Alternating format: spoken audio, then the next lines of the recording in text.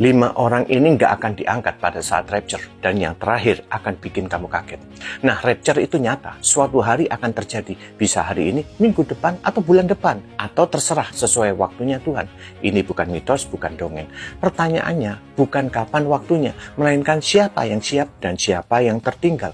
Alkitab jelas berkata, pada waktu itu ada 2 orang di ladang, yang seorang akan dibawa dan yang lain akan ditinggalkan. Matius 24 ayat 40. 2 orang kelihatan sama, kerja sama, hidup di tempatnya sama, tapi nasibnya berbeda. Dan berikut ini 5 jenis orang yang gak akan ikut rapture. Pertama, orang yang sibuk dengan agama tapi gak mengenal Kristus. Kita sering ketemu orang seperti ini. Mereka rajin kebaktian, hafal ayat, aktif di organisasi Kristen, dari luar tampak rohani. Tapi Yesus pernah bilang begini, bukan setiap orang yang berseru kepadaku, Tuhan, Tuhan, akan masuk ke dalam kerajaan surga. Matius 7 ayat 21.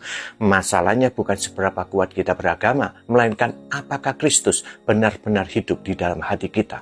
Agama tanpa Kristus itu kosong. Kedua, orang Kristen yang hidup dalam dosa, nggak mau bertobat.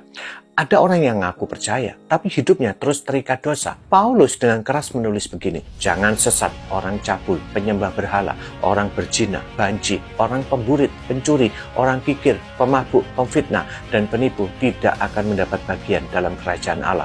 1 Korintus 6 ayat 9 dan 10.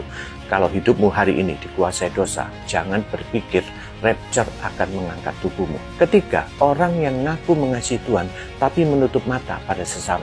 Yesus berkata, kasih kepada Allah nggak bisa dipisahkan dari kasih kepada sesama.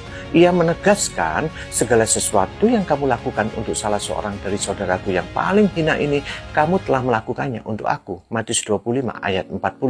Kalau seseorang sibuk memuji Tuhan di gereja, mengangkat tangan dan lain sebagainya, tapi cuek pada penderitaan orang di sekitarnya, kasihnya itu palsu. Orang seperti ini akan kaget ketika Tuhan berkata, aku nggak pernah kenal kamu. Keempat, orang yang suka nunda pertobatan.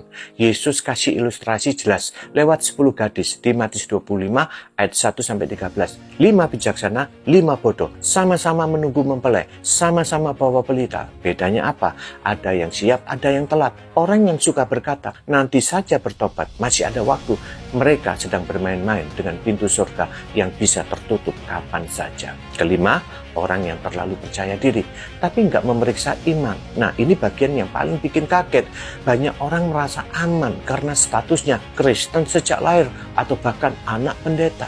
Paulus sendiri nggak sesantai itu. Ia bilang, aku melatih tubuhku dan menguasainya, supaya sesudah memberitakan Injil kepada orang lain, jangan aku sendiri ditolak. 1 Korintus 9 ayat 27. Kalau Rasul Paulus saja serius menjaga imannya, siapa kita yang berani santai? Banyak orang kelihatan rohani, tapi hidupnya nggak berbuah. Itu seperti pohon ara yang penuh daun, tapi nggak ada buahnya. Markus 11 ayat 13 dan 14. Daun bisa menipu, tapi buah nggak bisa. Rapture bukan teori, bukan mitos. Itu peristiwa nyata. Masalahnya, apakah hidupmu siap ketika masa itu datang?